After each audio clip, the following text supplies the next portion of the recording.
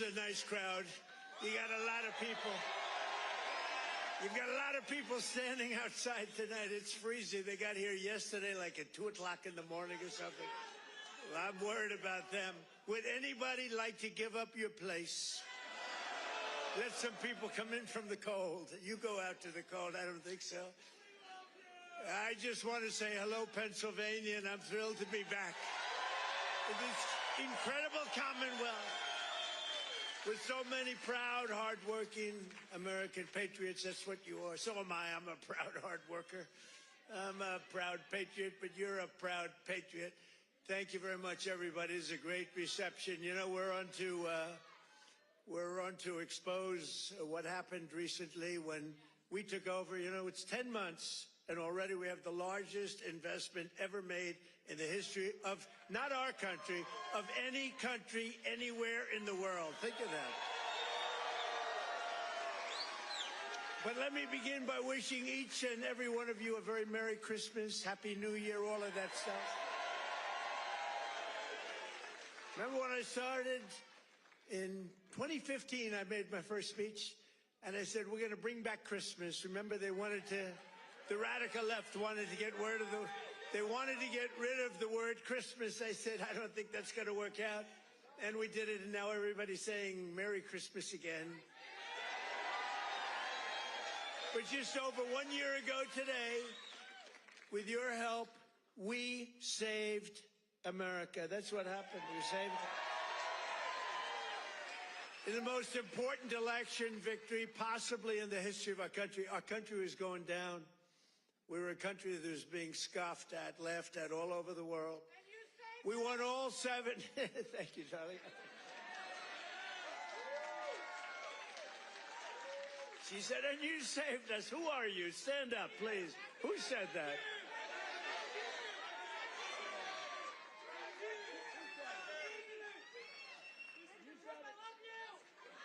I love her.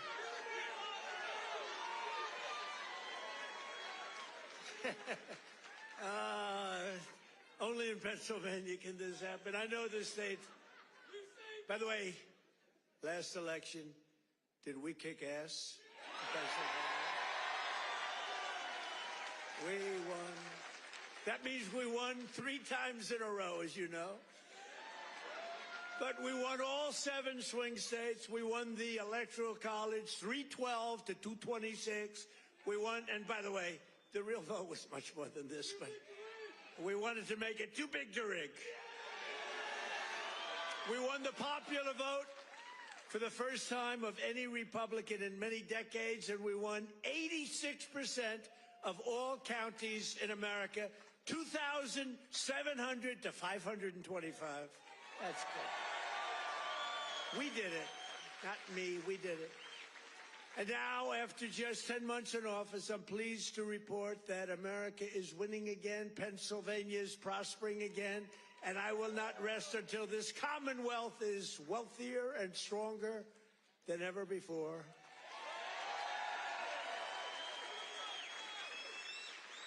Remember when Biden got up and called you a state? That was not good. He said, it's great to be back in this state. Where are we? Where are we? What state is it? It's Pennsylvania. Oh, okay. Now, we're respected again as a country. We're respected. Since my inauguration, we've created nearly 60,000 new Pennsylvania jobs, including 4,000 Pennsylvania manufacturing jobs that the Democrats gave up on. You're doing better than you've ever done. Under our leadership, more than 40,000 Pennsylvanians have been lifted off of food stamps. 40,000. And working with a great guy, remember David McCormick? He used to go to every rally I had. He knew what was happening. And he's here again, as usual. I can't get rid of this guy. Where is he? He got a little lucky, though. You know, in Butler, a place called Butler, Pennsylvania. I love Butler, Pennsylvania, but it's amazing. And we had a tremendous crowd, like 55, 60,000 people. Then I called David. I said, David, come on up. He was working like hell to get elected. It was a tough race. And very few people could have done what he did. But I said, right at the beginning of the speech, I said, David, come on up. Come on up. I want to, this was before the thing happened. And then I looked up and I said, you know what, David, just stay there. I'll get you later. You're so lucky, David. You're so lucky you don't know. I could have had a little differently shaped ear if it weren't for you. You know, you got very lucky that day. People don't talk about that, but I remember I called him up and I said, just stay there. Because he was walking a little bit slowly. I didn't want to take the time. Oh, boy, that was a good day for you. What a job he did. He's really a great guy, and his wife, Dina, is fantastic. Thank you. Stand up, David.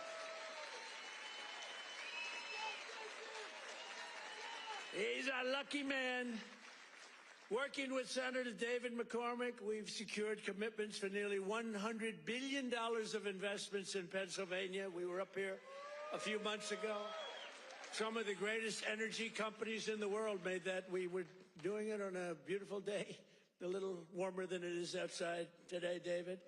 But over $100 billion, and we've saved a great American company. You know, we saved, this little group of people and me, saved a little company called U.S. Steel. And it's hot as a pistol now. And we have the keys to the company. It's always going to be here. It's never moving. They said, what happens if it moves to Japan? I said, you can't move a steel mill to Japan. You can move a headquarters, but the steel mill stays here. That's all that matters. And I will tell you, the company is spending billions and billions of dollars, and there was no second by comparison. Other companies were interested, and they really are. They call me all the time, tell me they're really excited about it. And, you know, they're building a lot of additional plants. It's turning out to be beyond what anyone thought possible, but we had to save U.S. Steel. U.S. Steel was one of the greatest companies, which really, for a long period of time, years ago, the greatest company anywhere in the world. U.S. Steel was, you see it with the big factories that were, I mean, 2 years ago. Now it's starting to fill up. The tariffs have filled it up because people are coming here. Other steel companies are coming to Pennsylvania now because they don't want to spend 100%, 50%, 25% of tariffs are all coming in. It's amazing. You know, the word, remember when I said tariff? My favorite word is tariff. True. But then I got a lot of heat from the fake news. Look at all of them back there. I took a lot of heat. I got up early on. I said my favorite is turning out, you know, tariffs are bringing us hundreds of billions of dollars. I just helped our farmers out because they're starting to do really well. But in order to try and negotiate, some countries played a little cute, and we just gave them right out of a tariff money, cost us nothing, right out of the hundreds of billions that we've taken in. We gave the farmers a little help, $12 billion, and they are so happy. And all they want is a level playing field. And now it's happening. And the tariffs are making them rich. It's going to be, you're going to see what happens over the next 2 years.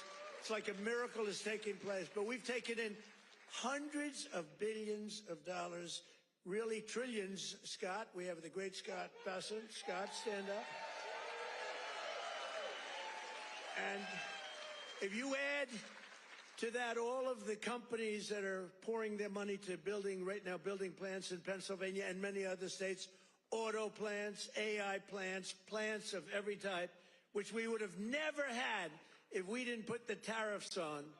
Did you see where Europe now is saying, I think we got to start doing what Trump is doing. We've got to start putting on tariffs because we're getting our asses kicked. And it's true. But, Scott, if you really think about it, it's trillions of dollars, not billions of dollars, right?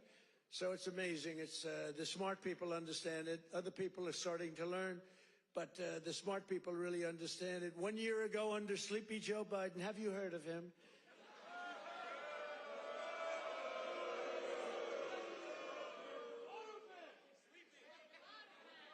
You know, okay, look, the King of Saudi Arabia told me this. He said, sir, 1 year ago, I was in Saudi Arabia. Somebody complained that I was making a foreign trip. I went to Saudi Arabia, Qatar, and UAE. I brought back 4 trillion. They said, he should be traveling. He should focus on home. What the hell do you think I'm doing? And 250 Boeing jets. I brought it back so much, everything.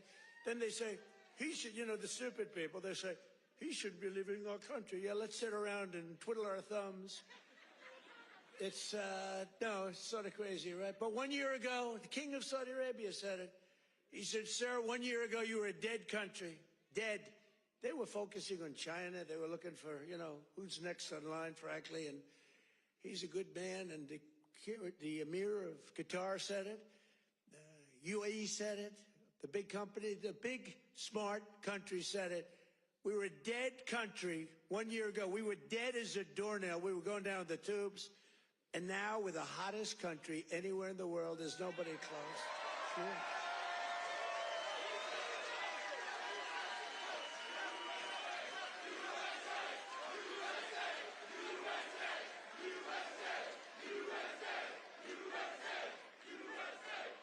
And it's because of the election on November 5th, because that's when it started. You see what's happening with recruitment in the military. The enrollment is the highest we've ever had. And, you know, right before November 5th, we couldn't get anybody in the military. We couldn't get police. We couldn't get firemen. We couldn't get anybody. And after November 5th, that's when it started. Right now, we have the highest enrollment we've ever had, the greatest recruitment days we've ever had in the military. It's amazing. So it's November 5th, and it's also, again, it's a thing called tariffs. And I told you, I was about to say that, you know, because I love the weave. You know what the weave is? You go here, bing, bing, bing, bing. You always have to get back to the right location. But otherwise, they'll criticize you for straying from the speech. By the way, if I read what's on the teleprompter, you'd all be falling asleep right now. But it's true, 1 year ago, and during periods of time, I'd say my favorite word is the word tariff. I love it more than any other word in the dictionary. And the fake news said, that's terrible. What about God? What about family? What about religion? What about your sons, your daughters? What about how terrible that's this? So I moved it back to fifth. I have it to fifth, and now I'm in no trouble with the fake news, you know? They say, what about religion? They always find, so you have to weave a little bit with the punches. You have to go, you know, the boxers, you got to go with the punches. But it's been amazing what's happened, and it's been amazing. It's a transformation of our country. I have the greatest oil man anywhere in the world. I see him sitting right there, Chris Wright.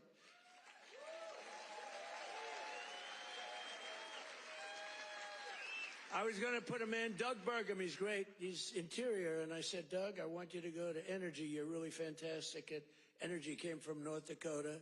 Big fracking place. They done really a great job. He was a great governor, I would say, right? Really great. And a great person. He's doing a fantastic job. I said, I want you to head up Energy, sir. I'd be good, but I'll tell you, there's one man out there. In the whole world, there's one man out there who would be better than me. Who is it? A man named Chris Wright. Who the hell is Chris Wright? Give me a break.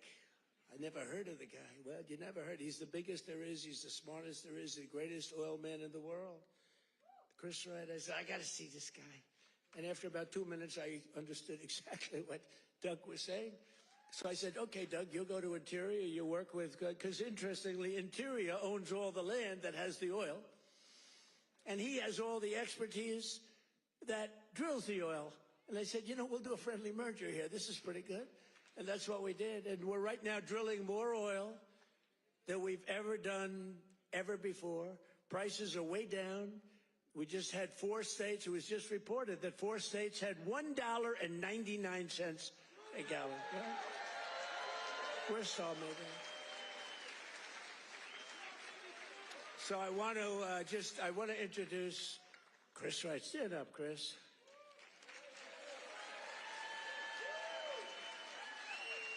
Who would think, you look at him, he's a nice-looking guy and all that. Who would think he's rated, I mean, he's the most talented oil guy. He can put his nose on the ground and tell you whether or not there's oil. Other people have to spend billions of dollars on machinery and equipment, and it doesn't work. So I want to thank you. You're doing a great job. And is it true? We are right now, energy overall, not only the oil and gas, we are right now involved in more energy and have more energy in the works by far than we've ever had before. Is that right? Yeah. Not even close. Yeah. And I have no higher priority than making America affordable again. That's what we're going to do. And again, they caused the high prices, and we're bringing them down. It's a simple message. If I had one message tonight, you know, this is being covered like all over the world. This is crazy because I haven't made a speech in a little while. You know, when you win, you say, oh, I can now rest.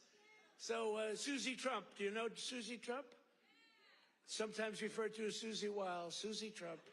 She's the great chief of staff at they don't use the word chief of staff anymore because of the Indians got extremely upset.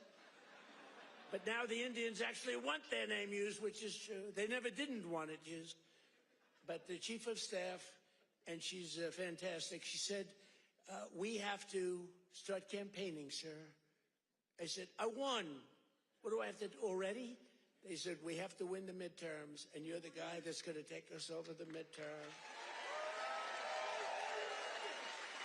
Where's Susie?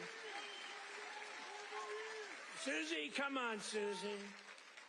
Look at Susie. Susie's the greatest. And who do we see there? We even brought our superstar today, Caroline. Stand up, Caroline.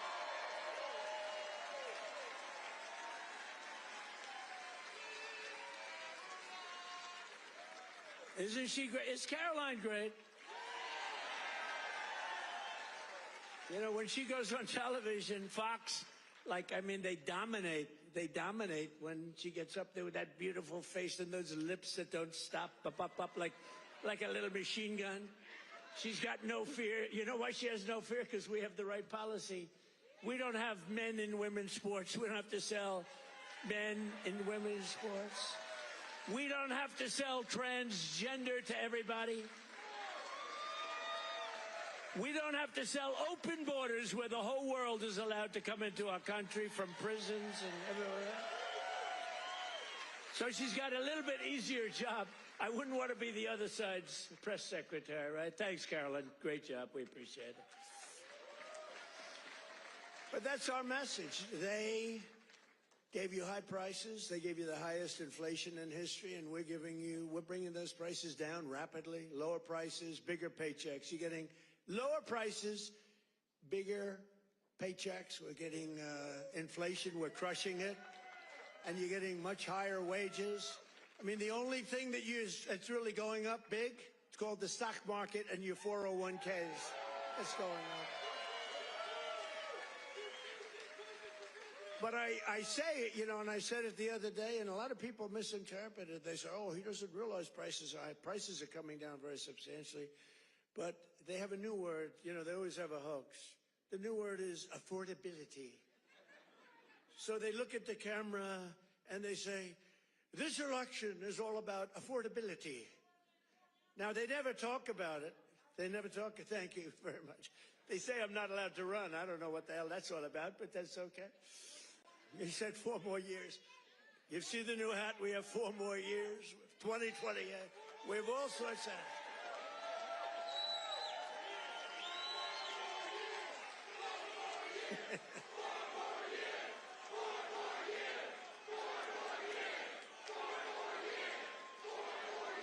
Well, you know what? We have 3 years and 2 months to go. And you know what that is in Trump time? 3 years and 2 months is called eternity. We have a long time. We have a long time. But under Biden, real wages plummeted by $3,000 a year. Under Trump, the typical factory worker has already seen their wages increase by more than $1,300, and that's in just a few months. And for construction workers, it's $1,800 up versus $3,500 down, and I think their number is wrong. It's much lower than that. For miners, do we love miners? I love miners. I don't know how they do it, going 10,000 feet under the ground, and they wouldn't trade jobs with me. if I gave them a beautiful, magnificent penthouse in the middle of Manhattan, where I used to live, if I gave them the most beautiful penthouse, they wouldn't take it. They'd rather go 10,000 feet underground and dig. That's what they want. For miners, their wages went up $3,300, and we're bringing back coal. But my administration cannot talk about anything else except when they say the word coal, they have to precede the word by two words: clean, beautiful. So we only call coal clean, beautiful coal. Is that right, fellas? Because coal needs a little public relations help. It's a very powerful fuel. It's used by China. You know, China makes all our windmills, but they don't have any wind farms. It's a little interesting, isn't it? Wind is the worst. That's a scam. They ruin your valleys. They ruin your peaks. And the most expensive energy, the only ones that get rich are the developers who make a fortune. You have to change your windmills. And most of them are made in China, but China has very few wind farms. You know why? Because they're smart. You know what they do have? A lot of coal. They love coal. So that's okay. But we have clean, beautiful coal, and we brought it back into vogue. We have nuclear. We have oil and gas. We have sort of everything. We don't approve windmills. We don't approve it. I'm sorry. We don't like things that kill all our birds. And that every time you put one up, only the guy that owns it makes a lot of money. Those guys, what a joke. And they are ugly. You're right, sir. But Democrats talking about affordability is like Bonnie and Clyde preaching about public safety. And they are really truly the enemy of the working class when they do it, because we're going to have a great energy policy. You know, our oil prices are coming down, very substantial energy prices. And honestly, with that, everything comes down, because there's nothing nearly in the category of oil. You wouldn't even know what second is. There are seconds and thirds, but it's so far down the list we don't even talk about them. You get energy prices down, which we're doing.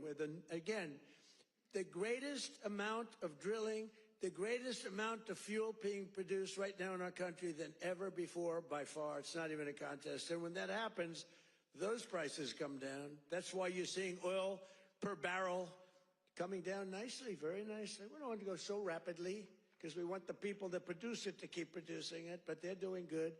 But it's amazing. But when energy comes down, your other prices come down too, all of your prices, and that's exactly. We inherited the highest prices ever, and we're bringing them down. We inherited the worst inflation in the history of our country. Think of that.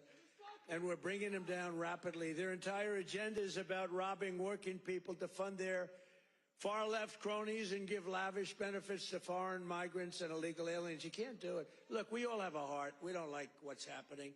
But, you know, when they allow them to come in, we have a border that, by the way, they don't talk about the border. Why don't you talk about the border anymore? The border is, for months, it's closed. Actually, their people, because they're radical left, their people, radical left, they rate the border and everything. You know how many people came into the border over the last 7 months? You know what it is? Zero.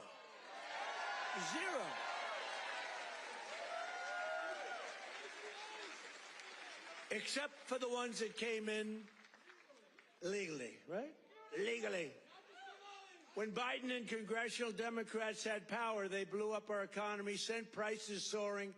Look, the poor guy, he didn't know what the hell was happening. Okay, I'm sorry. It wasn't him. It was the lunatics that circled. Yeah, it was the auto pen. You're right. I can't believe I didn't say that. I hate when you beat me to the punchline. I would not have said.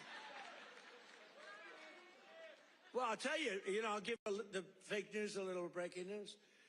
So I believe, and I may be correct, but we're checking this. We have a bad head of the Fed. Bad. We're going to be making a change. Fortunately, this guy's out. But we have 4 members appointed by Sleepy Joe Biden. Which is better, Sleepy Joe or Crooked Joe?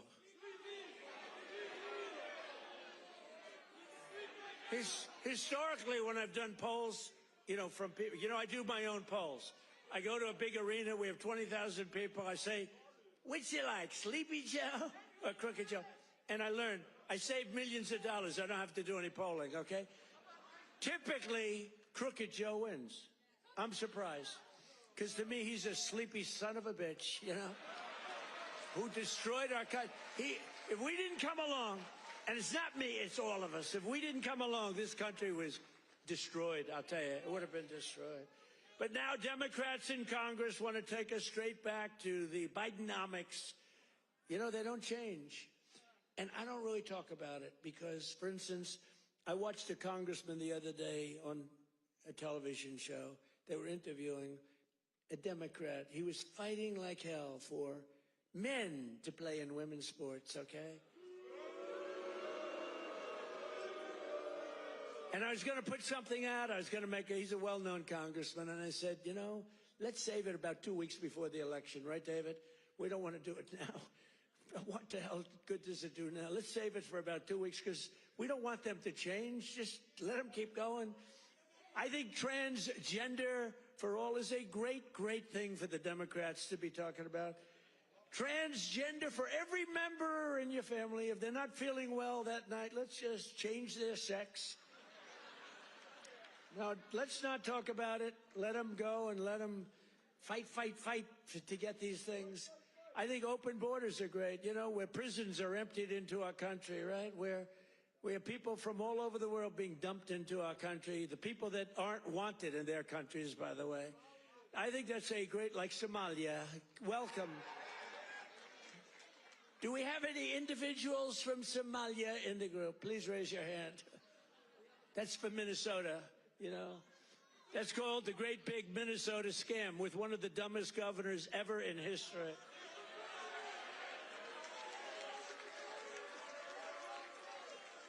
I love this Ilan Omar, whatever the hell her name is, with the little turban. I love her. She comes in, does nothing but bitch. She's always complaining. She comes from a country where, it's considered about the worst country in the world, right? They have no military, they have no nothing, they have no parliament. They don't know what the hell the word parliament means. They have nothing, they have no police. They police themselves, they kill each other all the time. I love it. She comes to our country, and she's always complaining about, the Constitution allows me to do this. We ought to get her the hell out. She married her brother in order to get in, right? She married her brother. Can you imagine if Donald Trump married his sister? Beautiful. She's a beautiful person. If I married my sister to get my citizenship, do you think I'd last for about 2 hours, or would it be something less than that? She married her brother to get in. Therefore, she's here illegally. She should get the hell out. Throw her the hell out. She does nothing but complain.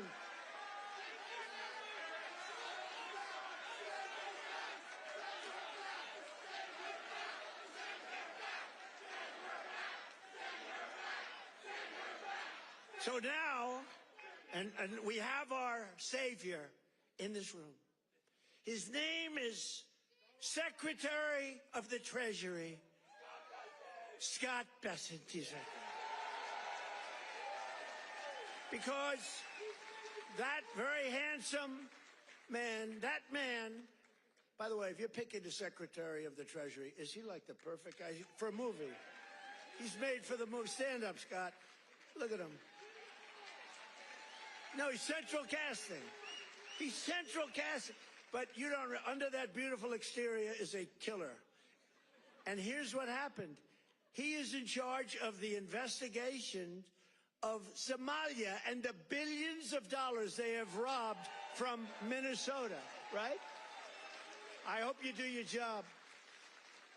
I hope you're not one of these Republicans where something comes up and they don't do what they should do because they're nicer people. They're much nicer people than the Democrats, but Scott's actually not a nice person at all.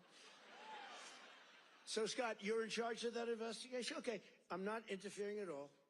I'm just saying, please do a good job, honest and fair, right? Honest and fair.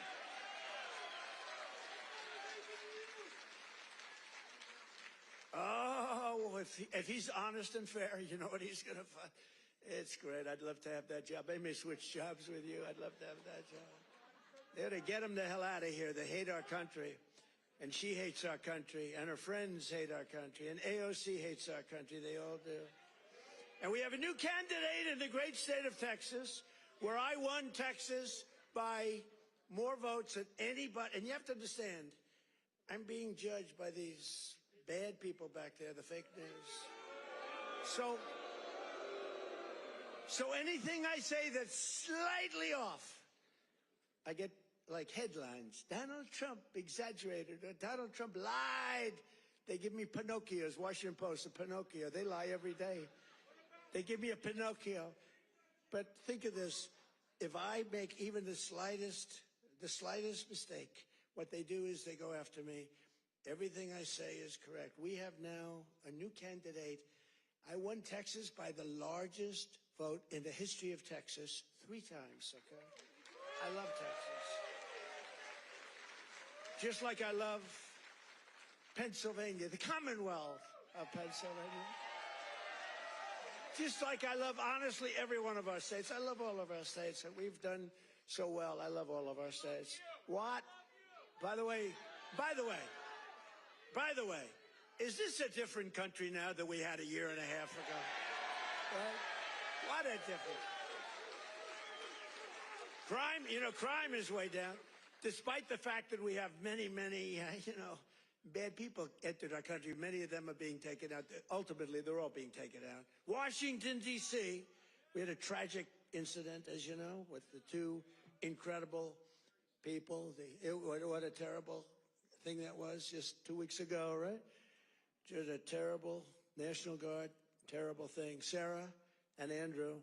Sarah passed away. She's looking at us from heaven, from above, and she was killed almost instantly. They kept her alive. Her parents came from West Virginia, another great state. Her parents are incredible. They couldn't believe it. She was 20 years old, perfect. She was just getting a little promotion. They were so proud of her. She was on her way up, and she was shot in the head. The brain, shot in the head. They were able to keep her alive long enough for her parents to come in from West Virginia and say goodbye to her. And Andrew is the second one, who's also from West Virginia National Guard, incredible people. And so they were both from West Virginia. And his mother's named Monica. And Monica's the most positive person I've ever seen. The night that he was so badly hit and the doctors gave him almost no chance, I called their hospital room and spoke to her. And she said, sir, he'll be fine. Oh, no, I'm telling you, I'm praying. The whole country is praying. Sir, I'm telling you, don't worry about it. He's going to be fine. This is the mother talking to me. And the father's like devastated. He's an incredible guy, too, both. And I went and invited them to the Oval Office, and they came in. She said, sir, he's fine. It was amazing, actually. And today, Monica, she said, we're all praying, and I'm praying. And then she called to say, sir, he moved his finger today. This is like 3 days later. He moved his finger. And today I got a call that he got up from bed. Do you believe that? He got up. He got up.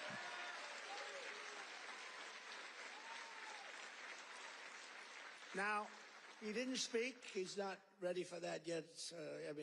He got hit in the head. But he got up, and boy, they're so happy. It's amazing. And the care that they've given him at the hospital, and the generals that have been there, the military that's been there, it's amazing. General Seward and others that, she said that the level of love that your military has given to my boy, and by the way, Sarah's parents said the same thing. The love and the affection and the care that they're given, they can't even believe what's happened. But Andrew stood up today, and people even can't believe it. So the mother was amazing, and let's hope it continues. Look, it doesn't get much worse than what he did.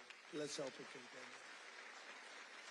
But that's an act of terrorism. This is a guy came from Washington, state of Washington, came across the country. and he wanted to kill people with the uniform. A whack job. Isn't it crazy? Think of it. He was also very badly injured. And they're fighting to save his life so that we can give him the death penalty. How crazy is that, right? They're fighting to save his life so that we can give him the death penalty. That's the way it really should work, right? The doctors have to do their job, and then the lawyers have to do their job. But it's an amazing country. Actually, Andrew's father said that. He said, they're fighting for him. I hope they save him, sir, because I hope he has to understand what he did, how bad it is. And he's going to, I think he will be saved, actually. It looks like they will save him. He wasn't as badly hurt as Sarah or Andrew, but isn't it an amazing thing? They're working so hard to save his life, and we're going to put him up for the death penalty. Amazing, huh? Only in America. That's only in America. You know, in one way, there's something beautiful about it. In another way, it's a little crazy, right?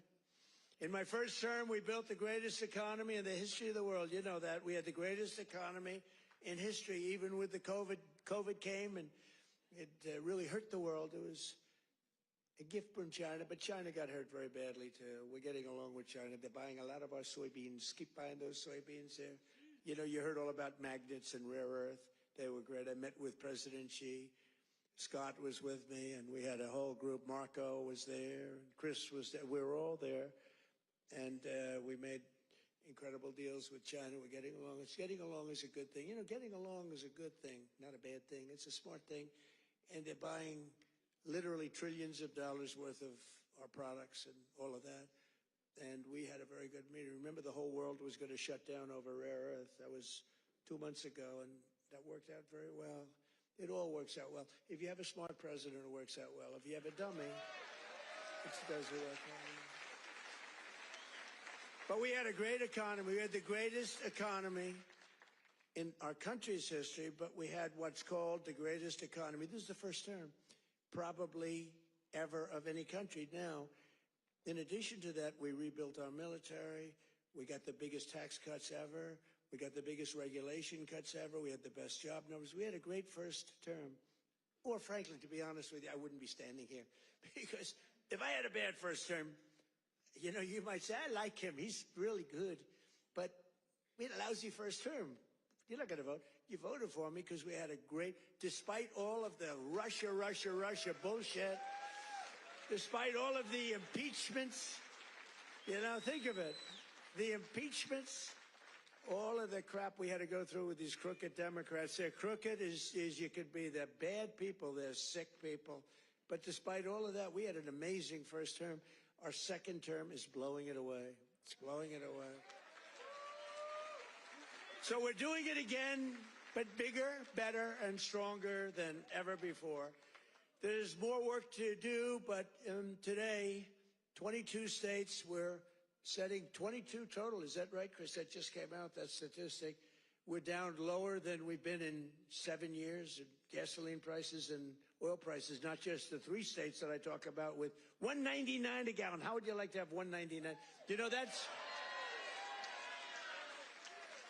that's the equivalent of a very major tax cut. You know, when you get the energy prices down, it's really the equivalent, maybe even in many cases better than a big tax cut, which we gave you. We gave you the biggest tax cut ever in the first term. We then gave you, with the great, big, beautiful deal, which is phenomenal, we gave you something that's even better than we did. We gave you an extension of the biggest tax cuts and the biggest tax cuts ever, even bigger than the first term. And that's one of the reasons that your 401ks are through the roof. It's one of the reasons that the stock market is at the highest point. So rent prices are down, dairy prices are coming down very strongly. The cost of Thanksgiving turkeys was down by 33% compared to the Biden era. Biden era. You know what you did during the Biden era for Thanksgiving? You said, oh my God, this is terrible. It was a rotten Thanksgiving. And Walmart, I thank them. You know, they came out with a big, like sort of a numbers thing, a chart. and they had it 25% less. So that's pretty good. A Thanksgiving meal with all of the trimmings is 25% less under Trump than it was a year ago under Biden. That's a good start. We're bringing it down, and we're coming down more. We're coming down a lot more. Takes a little time to come down. They were ruining. They're going to destroy our country. The cost of a Christmas ham, what? Don't forget who? Eggs. I'm getting to eggs. But you're right. Remember with eggs where I had my first news conference. 2 days went by and I had a news conference, right? Unlike Biden, 2 years go by, he still didn't have it. Remember? He'd walk off the stage. He's finished with his, sir, you finished with your speech. Now what? You finished what? And then he'd walk into a wall. What he did, and it wasn't him, it was some really smart, radical left lunatics. What they did to our country, we can never forget. We can never forget. But you remember the first eggs? We remember the first 3 days. I just got there. Sure, what? These people, 2 of them are there, right there. Look at all those cameras you got. You got a lot of television going. 2 of them were there. And I'm talking about, yes, I look forward to getting involved and doing great things. What about eggs? Eggs are down. They go, eggs. They said, the price of eggs is quadrupled. I said, oh, I didn't know that. Tell me about it. It's gone up like 4 or 5 times. Remember eggs right at the beginning. He's right when he says eggs. It went up like 4 times. It was like crazy. And they said, sir, don't buy. They came into the Oval Office. Sir, you know, we have an Easter egg hunt. It's like a thing for 150 years at the White House. Beautiful. They said, sir, we're going to buy plastic eggs this year. Plastic eggs. We don't have, you know, enough eggs to go around for that. I said, you're going to buy regular eggs. And by the time Easter comes, we're going to have so many eggs, you're not going to know what to do. You're not buying plastic. And we didn't. And Brooke Rollins, our Secretary of Agriculture, did an incredible job. And eggs dropped like a rock. And we ended up buying a lot of eggs for a lot of. But the price of eggs is down now 80% since March. Think of that. And we have 2 price charts. Do you remember the last time I pointed to a chart? My all-time, I don't care what these charts say. My all-time favorite chart was the chart I had in Butler. I said, let's look at the chart. Ding, ding. I don't care how good that chart looks. It's shit by comparison to the one in Butler. It's nothing. I like the Butler chart. Remember, that was on how great employment was and all this. But I like it for other reasons. Look at that chart. It's good. But now I talk about the Butler chart, I don't even want to look at it. Doesn't mean anything. But look, Biden price increases and Trump price increases. Look at Biden. Up 37, 24%, 22, 21, 30.7, 30.7 again, 10.4%, 49%. Trump, the price is down 5.1, 4.2, 0.5, down 4%, 2 points, 2.9. Look at that. Our prices are coming down. Their prices, it's a hoax. They're just, remember they said the Inflation Reduction Act. Remember that? Billions and billions, hundreds of billions of dollars. The inflation, and after they got it approved, because we had a few Republicans that went along with that whole hoax. And remember, we're going to pass the inflation. And I said, there's nothing to do with inflation reduction there. There's nothing to do with that. It has nothing, it had nothing to do with inflation either way, other than raising inflation, perhaps, because it was such a stupid. And then they admitted, they fought it like, oh no, this is inflation. After they got the thing passed, then they said, we agree, it has nothing to do with inflation. Screw you, we don't care. That's what it is. We're dealing with bad people. And the word affordability is the exact same thing. And I can't say affordability hoax because I agree the prices were too high, so I can't call it a hoax because they'll misconstrue that. But they use the word affordability, and that's their only word. They say affordability, and everyone says, oh, That must mean Trump has high prices. No, our prices are coming down tremendously from the highest prices in the history of our country. And look at that chart. Let's see the next one. You have another one, I think, mortgage rates. Even with a lousy Fed chair. We have a lousy Fed chair. Oh, and by the way, it looks, you're going to have to check this, please. I just heard it could be that all 4 commissioners in the Fed signed by Biden, including Too Late. You know who Too Late is? Too Late, pal? Jerome Too Late. He's too late with his interest rates for a reason. He's a bad guy. He's not a smart guy, but he's a bad guy. Too Late. Is he going to lower rates a little bit finally? Did you see where Jamie Dimon, respected guy, said, you got to get the rates down, you schmuck, you know? But I hear that the auto pen may have signed those commissions. If they signed those commissions, now maybe I'm wrong, but we're going to check. Have you checked that? Are you hearing it? Who signed it? Did he sign it or did the auto pen sign it? I'm hearing the auto pen. You know, you can't use the auto pen unless it's very strongly authorized or unless you show you know what the hell you're doing, which is impossible of him to show. So, I don't know. I think it's something we have to look into. You put people there that are not authorized to be there. I know I signed Chris Wright. I signed everything, but I signed Chris Wright. If I gave you an auto pen, they could throw you the hell out of here, Chris. The difference is they would do it, you know? We try and be too nice. No, would you check that, Scott, okay? Because I'm hearing that the auto pen could have signed maybe all 4, but maybe a couple of them. We'll take 2. So look at that, Biden. I love that laugh. Who's the woman with that great hearty laugh? That's a woman that likes Trump.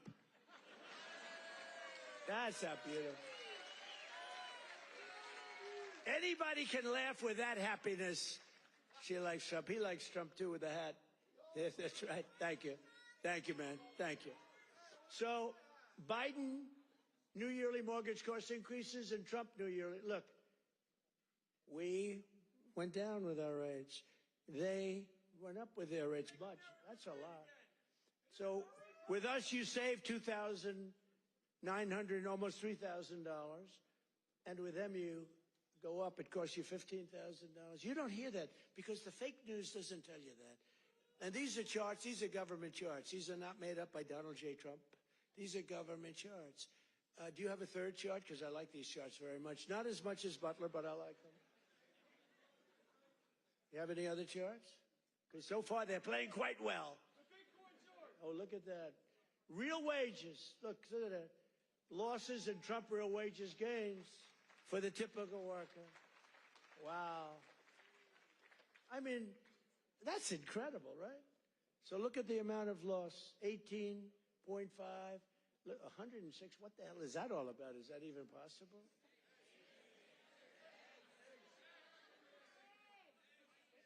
Biden food, oh, I see. No, that's the eggs. You moved that chart very quickly. I said, what's going on with that chart? They did, that was Houdini did that. Because I was saying, boy, I really like the numbers having to do with real wages, but, you know, they've played very well. But this plays very well, too. So you have Biden food price increases, Trump, look at that. Look at that. So ours are decreases, all decreases, and they're moving down good. But look at AIDS, 106%, and we got them down 15%. Look at those numbers. But you don't hear that from the fake news. You don't hear that. What do you think of that, David? I think we're going to have to do something. You know, we should impeach him, but he's gone. I guess we can't, right? By the way, if it were up to them, numbers like that, they would have impeached. Those numbers are terrible, and those are government numbers. So thank you very much, everybody. It's good. We have a couple of other charts we're going to show you, too, that are just terrible. We're also working to bring down the cost of health care. Obamacare is a scam. Under Obamacare, trillions of dollars were given directly to health insurance companies. Their stocks are up 1,700% in a very short period of time. Would you say that's good? Obamacare's primary purpose was to pay off insurance companies. You know, the insurance companies back the Democrats very heavily. I want to give billions of dollars directly to the people. I want to take all of the billions and billions and actually trillions, but over a period of time.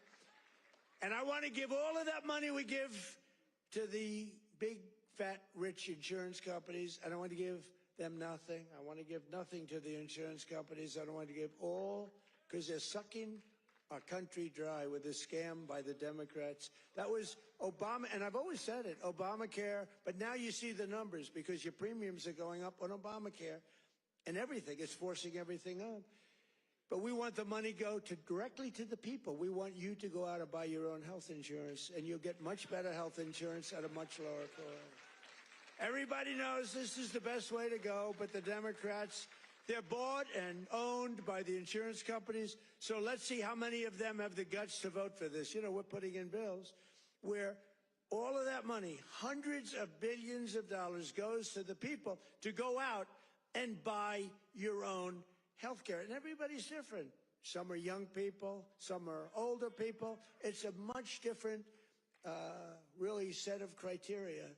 In 4 years under Biden, Democrats secured less than $1 trillion in new investments in our country. Think of that, though. And we've done in 10 months, we've set the all-time country record by many times. I'm going to get the exact numbers, many times. 18, what are we over 18, right around 18 trillion? We could hit $20 trillion in the first year with 10 months, 18 trillion versus less than 1 trillion.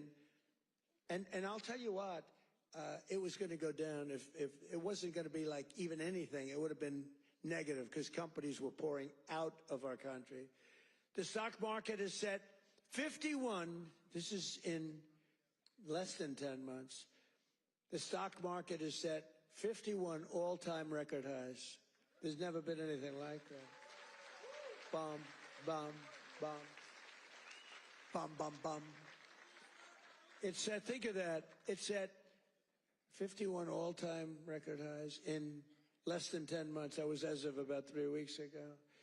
Before I entered office, 100% of all new net jobs were going to migrant workers. Think of that. 100% of new jobs were going to migrant. These are government numbers, by the way. These are not Trump numbers. These are government numbers. Because they say, well, did Trump come up with these numbers? No, I didn't come up. I'm just... Migrant workers and illegal aliens got 100%. But since I took office, 100% of all net job creation has gone to American citizens. How about that? Now, how about that? Even I will give myself a hand. Now, think of it. 100% went to American citizens before 100% went to people that came into the country illegally. Again, many of them from prisons, many of them gang members, drug members, Tren de Aragua. More Americans are working today than at any time in the history of our country. That's why when they ask about the economy, you know, you have fake polls. How's Trump doing? You hear these numbers. How's Trump doing on the economy? I was interviewed by a very hostile group today. I said, why am I doing these people? They're hostile. But they were relatively fair because they can't beat you. I don't mind. I can be interviewed by anybody. Were you concerned if you're doing badly? You don't want to be interviewed by bad people. But they can't do anything to you because the numbers speak. It was Politico. I did an interview today. It was a good interview because they have no ammunition. The one person said to me, it's unbelievable. Our economy is unbelievable. There's never been anything. But the Democrats go out, prices are too high. Yeah, they're too high because they caused them to be too high. But now they're coming down. One of the most important ways we're defeating inflation is by unleashing American energy, including oil, gas, and clean, beautiful coal right here in the Commonwealth of Pennsylvania. Did you know I went to school in the Commonwealth of Pennsylvania, right? The great Wharton School of Finance. I love the Wharton School. Became a little liberal, but these are minor details. But the Wharton School, one of the greatest schools in the world. I went here and I loved it. I loved the school, and I love Philadelphia. Philadelphia's gotten a little rougher. But we're going to take it. And you have a great football coach, and you have a great running back, Saquon.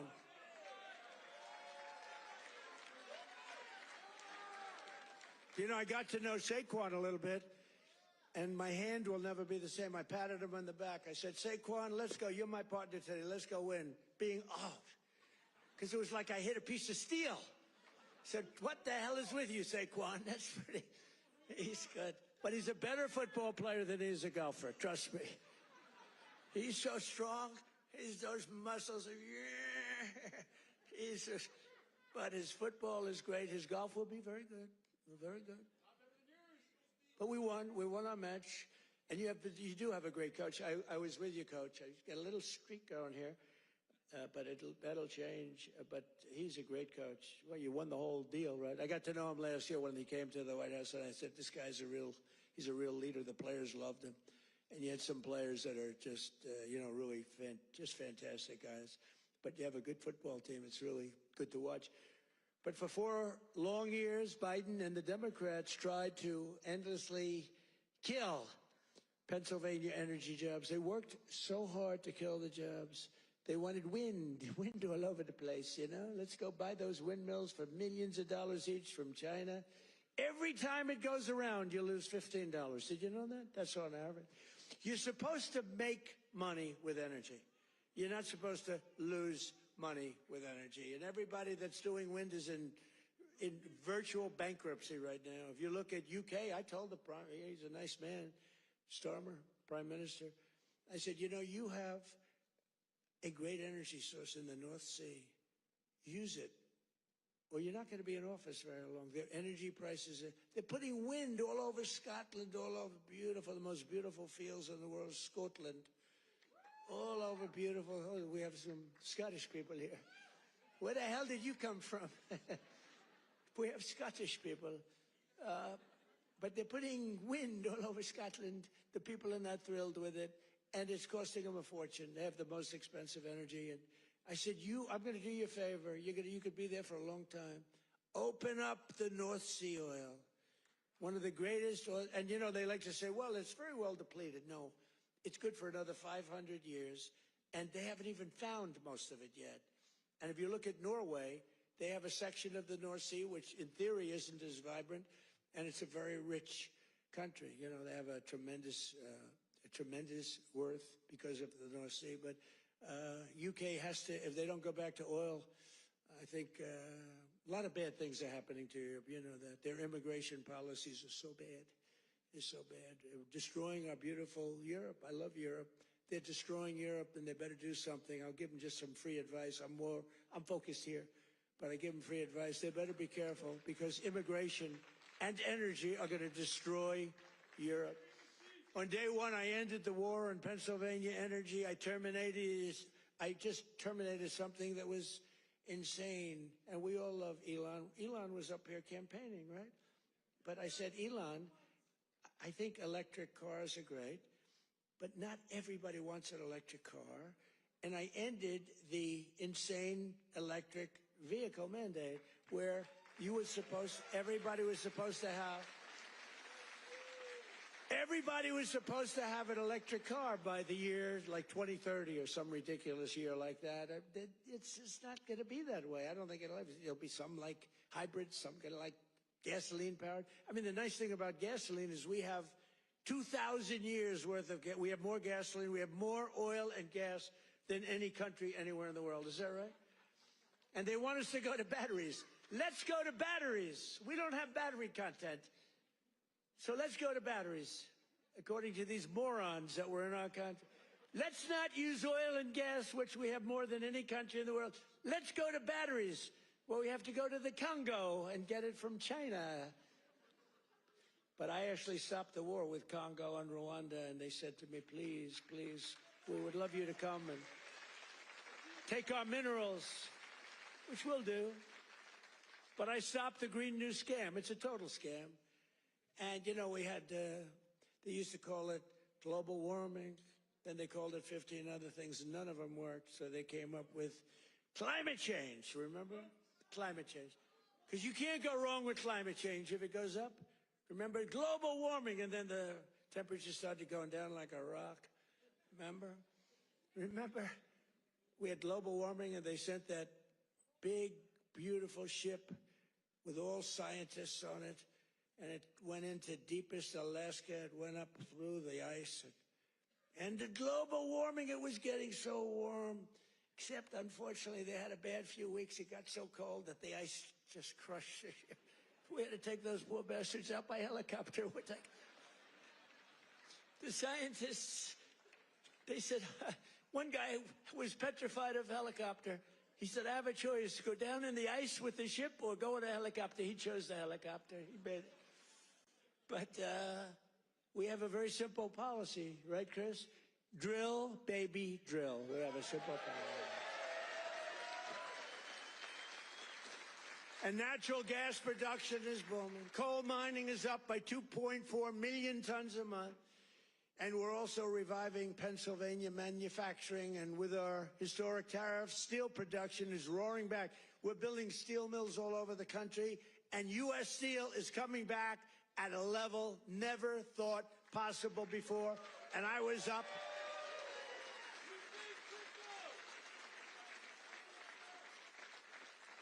And I was up here and with the workers and with Selena. Do you know Selena? Does everybody know? And with some other people.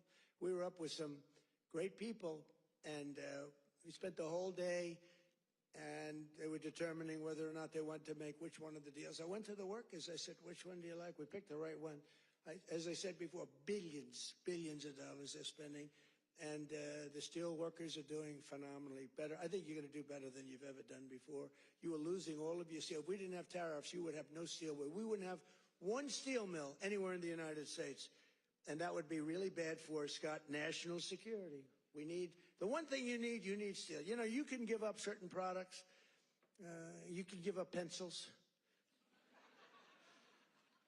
That's under the China policy. You know, every child can get 37 pencils. They only need one or two. You know, they don't need that many. But you always need steel. You don't need $37 for your daughter. 2 or 3 is nice, but you don't need $37. So we're doing things right. We're running this country right. We're also putting thousands of dollars in the pockets of hardworking Pennsylvanians with the largest tax cuts in American history. That's no tax on tips, no tax on overtime, no tax on Social Security for our great seniors, no tax. And all of that kicks in on January 1st. You know, it hasn't kicked in yet.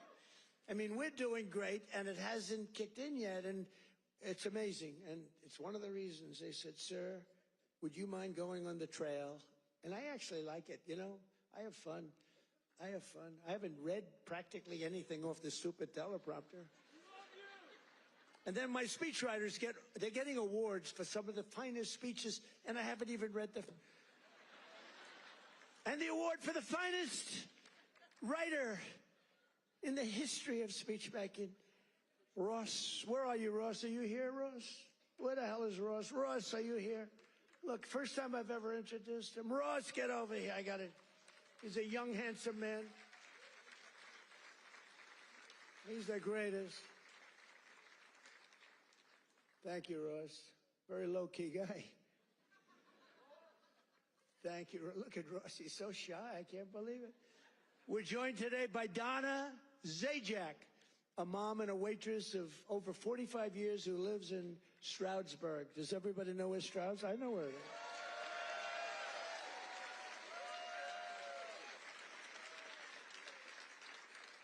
Because of no tax on tips, Donna estimates she will keep hundreds of additional dollars every single month.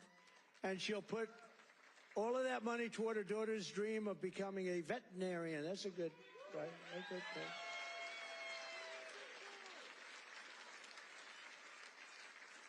Are you here, Donna? Where's Donna? Oh, come on up, Donna. Come on. Come on. You want, say a few words. Look how beautiful she is. She stood up. She wasn't supposed to come up, but when I looked at her, I said, come on up, Donna. Look how beautiful she is. You're not allowed to say that anymore. You know, in politics, if you say somebody's beautiful, that's the end of your political career. I say, I don't care. I don't care. Come on up, Donna.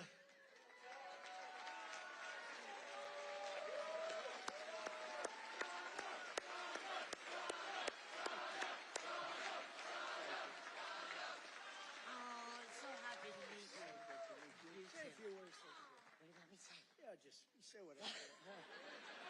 This is always dangerous. Thank you, Trump. Thank you to President Trump for having me. This is like my sister dream, but I love you too. My sister Ann loved you too. But yes, with that money, that would help me with my daughter's tuition. Yes, make it a lot easier. Big difference. For sure. Yeah, we love it. Thank you. Thank you.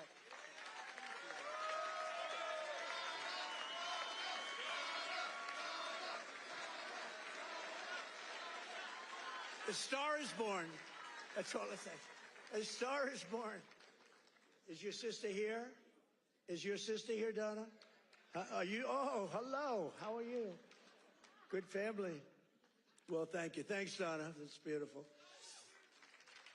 Also with us is Marine Corps veteran Sean Downey, who now serves as a firefighter and a local first responder.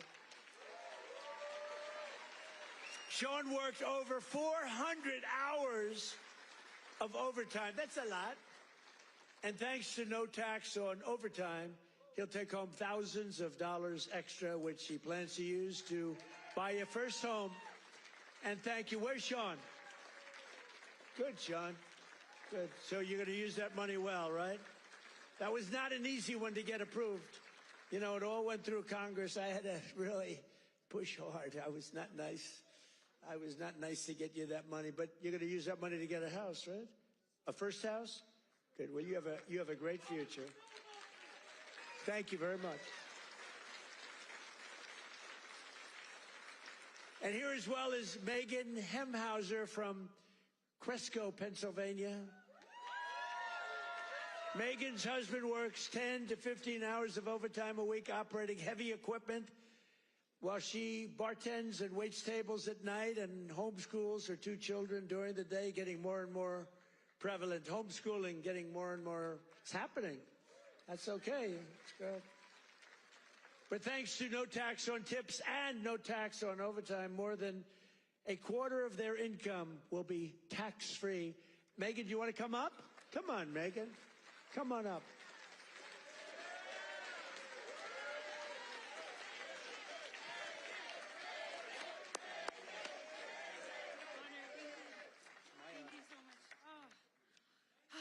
Oh my goodness. Thank you. Thank you so much. As President Trump said, I'm a mom, a wife. I homeschool my two brilliant children. And the no tax on tips is incredible. No tax on overtime is incredible for my husband. And it all comes back to our family. It saves us, and it's for the future of our children. And it's been such a blessing to be home with them and to have them here with me tonight. And thank you for everything, President. Thank you. Thank you. Good to see that. I want to show that. You know what's great? So she had these notes, right? Not notes, it's a speech. She never even looked at it. She was great. It's much better when you don't have to read it. Ladies and gentlemen, thank you. So I just thought, great job. That's a great job. Thank you. Thank you so much. Thank you. Thank you. Thank you. That's great. Never looked at the notes.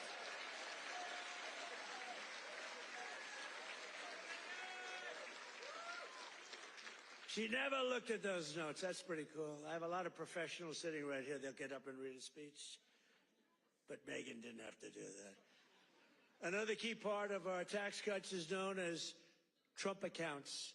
Under this new program, the federal government will be creating an investment savings account for every single newborn American child with $1,000 to be invested and grow over the course of their life, right at the beginning of birth. Friends, family, employers, and loved ones will be able to add thousands of dollars a year, and it's like a trust fund for every American child. It's going to be something, and it's really exciting. And I want to thank Michael Dell and his beautiful Dell computer.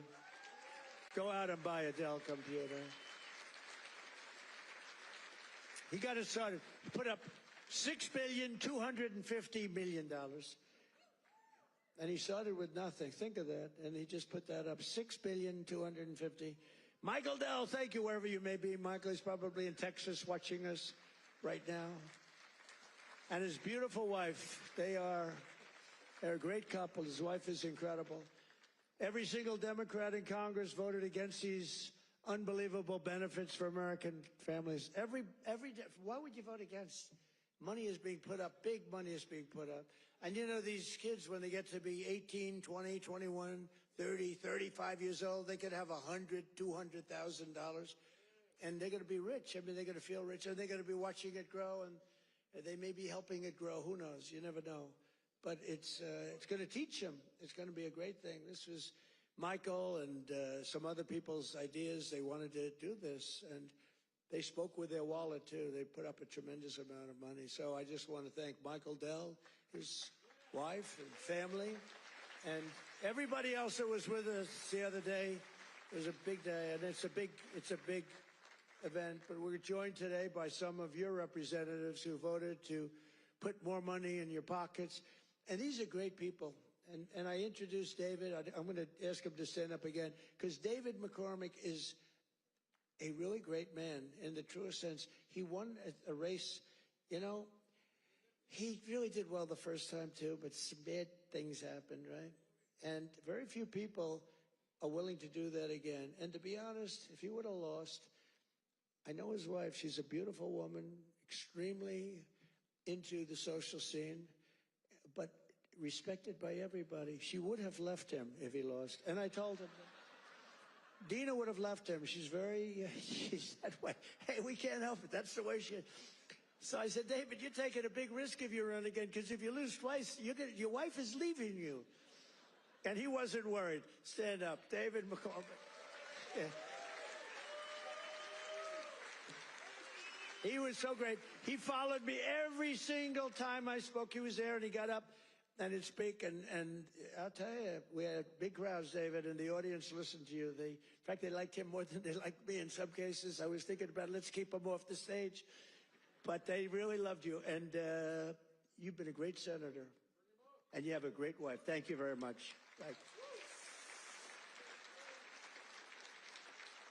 you. And a congressman who's been a warrior, and a couple of guys that have just been unbelievable. But Rob Bresnahan, would you stand up, Rob?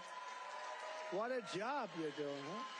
Young, handsome, central casting. Great job. Thank you very much, Rob. Great job. And another one. These are warriors, these two guys. But the three of them. And then you have the senator, but the three of them. Ryan McKenzie. Ryan, thank you. And it's hard for me to explain how hard they work, but they were working so hard getting that big, beautiful bill. I call it the great, big, beautiful bill passed. You know, that was supposed to be in 17 bills. And I actually said it because I'm not that experienced. I haven't been doing it that long, believe it or not. I haven't been doing this. I had one man, he was a congressman, and we had a big meeting, and he was telling us all how to do something. And I said, I disagree with that. He said, sir, I've had 22 races, and I've won 20 of them. I know what I'm doing. And I said, sir, I've had 3 races, and I've won all 3 of them. And mine was for president. And he said, all right, you got me on that. He's actually a good man. He got a little carried away one day. But that's because these guys wanted to do it my way, too. So we had 17 bills prepared. Dan Muser, right? Stand up, Dan. What a great guy. Stand up, Mrs. Muser. Dan is he's a very powerful congressman, but he's a great person, great man. All 3 of these guys, they're warriors, and your senators, very few people that I've ever met that would take that risk. It was a risk. You know, it takes guts to run for public office, right? It takes guts. A lot of guys talk, including me. I talked about this for a long time before I did it. It takes courage to run for any public office because, you know, you can be very embarrassed. You can ruin your life. Look at me. I got impeached. I got indicted. I was never going to be impeached, indicted. I get indicted like 87 times with these stupid. See, they should have indicted me once. They would have had a better chance. With all of the I used to get up. It was very important. I'd get up and say, here we go again. Ladies and gentlemen, I got indicted again. And nobody believed the whole thing. And then I'd explain it, and it turned out to be a hoax. I mean, it was a total hoax. They're very, very bad, very, very bad people. But Dan Muser has been a great congressman. He was thinking about running for governor. I think you would have won if you ran, but, you know, in a selfish way, I like you in Washington even better. So I want to thank you very much. Great. Great job. Thank you. That's even more important. Thank you. Thank you very much. And thanks as well to Secretary of the Treasury, Scott Bessent, and Secretary of Energy, Chris Wright. You guys have been great. Thank you. I introduced them, but I want to introduce because they have been so good. A major factor that fueled inflation under Biden was the invasion of 25 million people. Think of this, 25 million people came into our country totally unchecked and unvetted, mostly across our southern border. 10 months ago, we inherited the worst border in the history of the world, and now we have the strongest border in the history of our country. We've never had a border that strong. And people don't talk about it. You notice they don't talk about it. When I was running, it was the biggest thing. And before I was running, that's all they talked about, the border, the border, the border. And now I fixed it. Nobody wants to talk about it. Even my people, they say, sir, don't put it in your speech. Why? Because nobody cares about the border. You fixed it. No, but you know how bad that is? Because they forget what you did. We had a border that was so bad. Everybody, criminals, everybody pouring into our country. Anybody. You know, the Congo, I just settled that war. The Congo, their entire prison population was set into our country. Venezuela, their entire prison population was dumped into our country.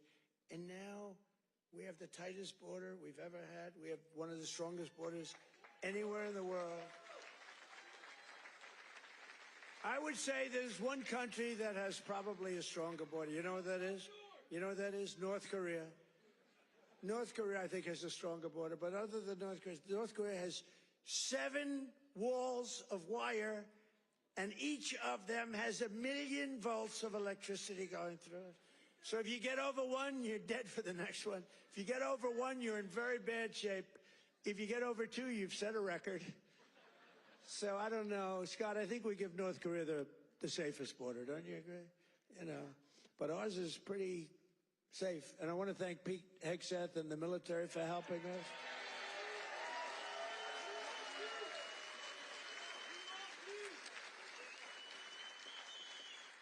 And again, for 7 months in a row, we've had 0 illegal aliens that have been admitted to the United States, and nobody. Do you remember when Biden said, I need legislation to do that? And I said, no, all you need is a new president. I didn't get legislation. Scott, did I get legislation? I said, close the freaking border right now. And they did it. Because our Border Patrol is incredible. ICE is incredible. That ICE, poor ICE, they take a lot of abuse, but they're the toughest people.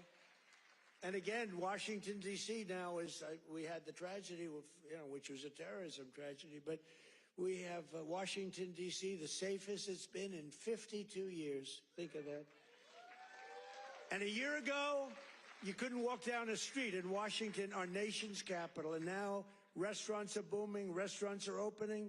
The restaurants were all closing, now the restaurants are opening. You can't get into a restaurant in Washington, D.C. Biden and the radical left Democrats turned Pennsylvania into a dumping ground for hundreds of thousands of migrants from the most dysfunctional places on earth, like Somalia, and gave them billions and billions of your taxpayer dollars. But we didn't really give it. It was stolen. And those people should go to jail. Jail. And if they don't go to jail, Scott Bessent is toast. He's toast. I'll tell you, that could be the easiest case. I think it's too easy for you. Just give it to your assistants. They can do that case. These people are crooks. They don't work. 91% unemployment, okay? It's a scam, and it's headed up by the crooked Congresswoman. Whatever happened to her brother, by the way? Is he still around? Where is he? Yeah, he went low. He went low. He's not happy.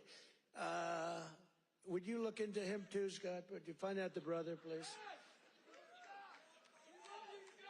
She said, how dare you say that about me? It's discrimination. Let me tell you, black people love Trump. I got the biggest vote. I got the biggest vote with black people. They know a scam better than anybody. They know what it is to be scammed. Thank you, man. Thank you. I appreciate it. We did great. Thank you.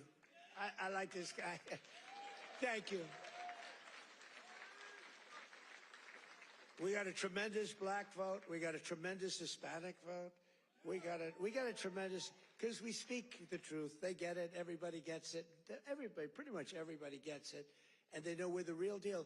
Our country's become so strong in such a 10 months. Think of it. It's not even a year. It's like, if we keep going like this, I don't know if we can do that. But if we keep going like this, there'll be nothing ever in history like it. Already, they are saying better than Lincoln, better than Washington, better than anybody. The best 10 months ever in the history of the presidency. And for the first time in 50 years, we now have reverse migration, which means more jobs, better wages, and higher income for American citizens, not for illegal aliens. And you know what? We all have a heart. We want to take care of people. But these people are getting killed on the walk up.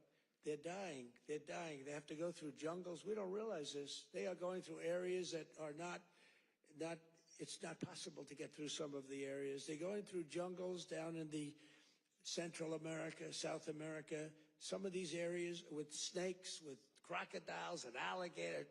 They're getting just eaten alive, and they're getting beat up by some of the bad people. Women are being raped. Remember when I started, I said, we're going to stop the raping of women in those caravans, a name conceived of by me, because it's a caravan, thousands of people, 10, 15, 20,000 people coming up.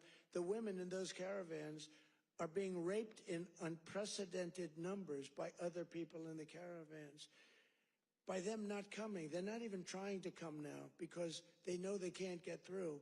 We're doing a tremendous service because they're not being killed and they're not being raped and they're staying back in their country where they've been. And they've been taken care of. I've also announced a permanent pause on third world migration, including from hellholes like Afghanistan, Haiti, Somalia, and many other countries.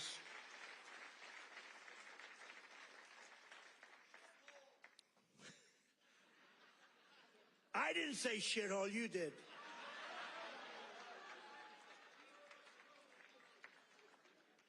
Remember I said that to the senators, they came in? The Democrats. They wanted to be bipartisan. So they came in and they said, this is totally off the record. Nothing mentioned here. We want to be honest because our country was going to hell. And we had a meeting. And I said, why is it we only take people from shithole countries, right? Why can't we have some people from Norway, Sweden, just a few? Let us have a few. From Denmark. Do you mind sending us a few people? Send us some nice people. Do you mind? But we always take people from Somalia, places that are a disaster, right? Filthy, dirty, disgusting, ridden with crime. The only thing they're good at is going after ships. But they don't go after our ships. You know why? Because that same missile that knocks the crap out of them, that with the drug dealers from Venezuela and others.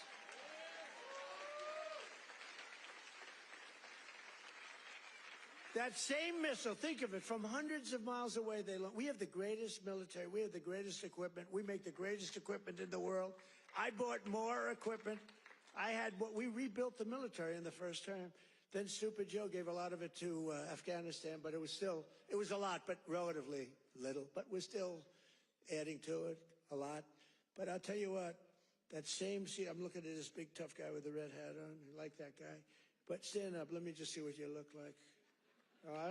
Nobody's going to mess with him. Okay. He's central casting. Thank you very much. Very good. I see he's enjoying it. I like people that enjoy things because you got to smile about this whole thing. But that same missile system that hits the center of everyone.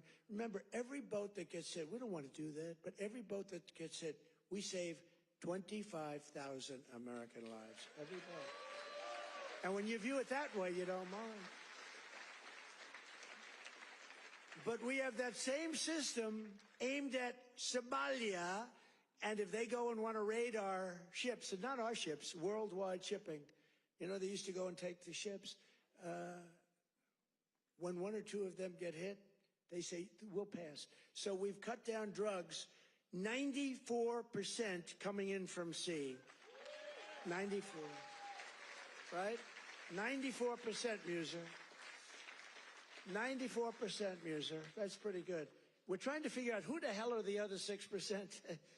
They're finding it very hard to get people to navigate those waters.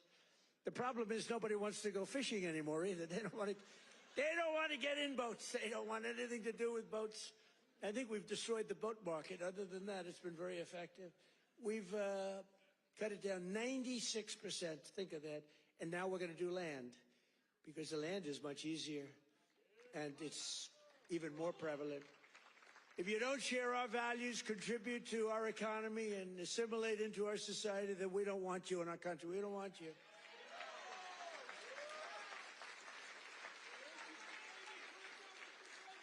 I mean, Ilhan Omar and the people from Somalia, they hate our country.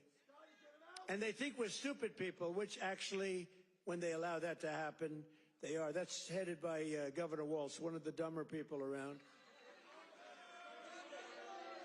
No, but think of it. He's given not like peanuts, billions. These are people that don't work in their own country. Their own country's a failure. They have no money there. And yet they come into our country and steal tens of billions of dollars. How stupid are we to allow that to happen?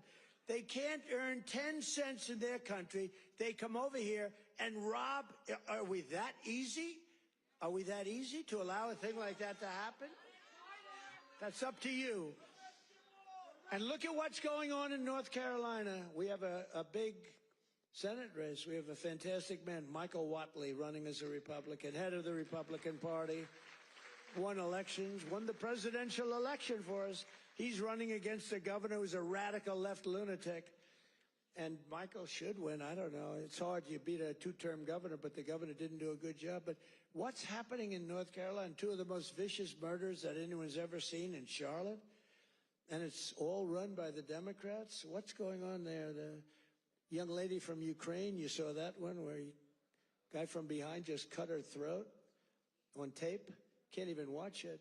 What's going on in North Carolina? You need a Republican running that, and you've got to have a Republican senator elected. If you don't, and Michael Whatley's running, he's going to be great. So we have people from North Carolina here. Otherwise, I wouldn't be wasting so many words, you know. It's a Senate race, but you agree with me, I think, Mr. Senator, right? Together, we've achieved more in less than 1 year than most other administrations have achieved in 8 years. And we're restoring law and order to our cities, backing the men and women of law enforcement. I love law enforcement. And standing with the heroes of ICE and Border Patrol. We've ended political correctness in our military. We've renamed the Department of Defense into the Department of War. I said to Pete, you know, Pete's a tough cookie, and I said to Pete, I used to do interviews with him, and all he wanted to talk about was the military. I said, this guy's great, smart guy, great education, great everything. The press gave him a hard time, real hard time, but he's really proven to be very, very good, very, very strong. Young, strong, smart. We have Raisin Cain, the great general who knocked out ISIS for us in 4 weeks. Raisin Cain, they said it was going to take, right? They said it was going to take 5 years, sir. Or, sir, it'll take 5 years. He said, sir, I can do it in 4 weeks. Did it in 3 weeks. Knocked out ISIS. He did a hell of a job in knocking out the Iran nuclear capability. We knocked out the Iran nuclear capability. Now compare that to Jimmy Carter, the Democrats. Well, he was a nice man, but he was. But we don't really want a nice man. You want to have somebody that's capable. You know, they were talking about Greg Gutfeld. He's a very good guy. Greg Gutfeld. Very Gutfeld. But Greg Gutfeld he didn't like me very early in his, he didn't like me. I don't know, he just didn't like me. And it was all right, but, figured it's okay, I'll live with it. Then all of a sudden he started saying, I don't like this guy, but everything he says, he gets it done. And, then he gone a couple of months later and he started going like, I'm starting to like that guy better. Every damn thing he says, he gets it done. And it's all really good, common sense, tough stuff. I've never seen anything like it. Everything he says, he gets done. And then he started to really like me. And then we did an interview. It was supposed to be a 10-minute interview. It lasted for 2 hours. There was a good chemistry. And he did 5 shows, all 5 shows that week. And he got the highest ratings that anyone's ever gotten in that time slot. And he became legendary. I'm happy for him. But there was something. But he said, during the process, he said, so would I rather have a guy as president who was really a nice guy who I liked, or a guy who I can't stand that gets everything done and turns our country into a great country again? And he was smart. It was a very interesting process, but he's a great guy. He's doing really well. Totally dominates the late night. Totally dominates. I guess those morons that they have at the end. Kimmel. What bad people? In 10 months, I ended 8 wars, including Kosovo, Serbia, Pakistan and India. They were going at it. Israel and Iran, Egypt and Ethiopia. You didn't know about that. Armenia and Azerbaijan. And I hate to say this, one named Cambodia, Thailand, and it started up today. Tomorrow I'll have to make a phone call, and I think they'll get it. Who else could say, I'm going to make a phone call and stop a war of 2 very powerful countries, Thailand and Cambodia? They're going at it again. But I'll do it. So we're making peace through strength. That's what we're doing. We've cut federal funding for any school that pushes critical race theory or transgender insanity. No more money. We banned the chemical, surgical mutilation of children. Think of this. Can you imagine if you were up here 15 years ago? We have banned the chemical mutilation of children. They'd say, this guy's crazy. We actually had to ban it. But think, can you imagine that? Or I have stopped men from playing in women's sports. They'd say, this guy's crazy. Men don't play in women's sports. Stop men. Well, that's another thing. We stopped men from playing in women's sports, and we're restoring the name of a great president, William McKinley, to Mount McKinley in beautiful Alaska. And I renamed the Gulf of Mexico into the Gulf of America.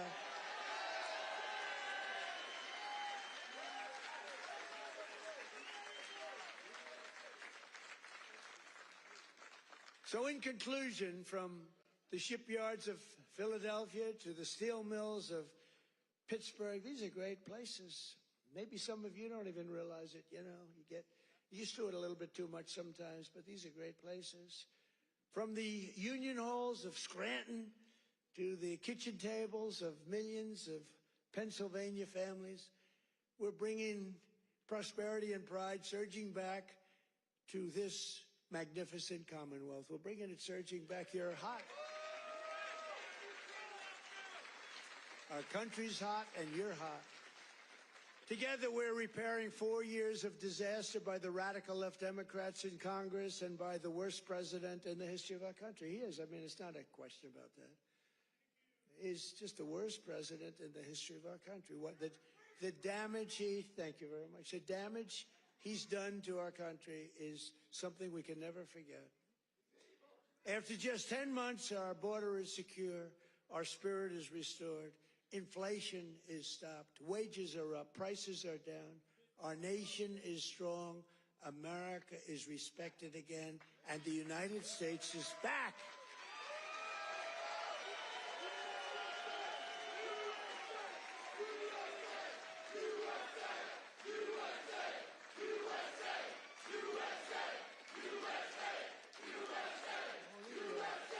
All these people, right? All these all of my friends right up here. Every single, thank you very much. Thank you. Thank you. Appreciate it. He looks like The Rock. You look like The Rock. Stand up. Let me see what you look like.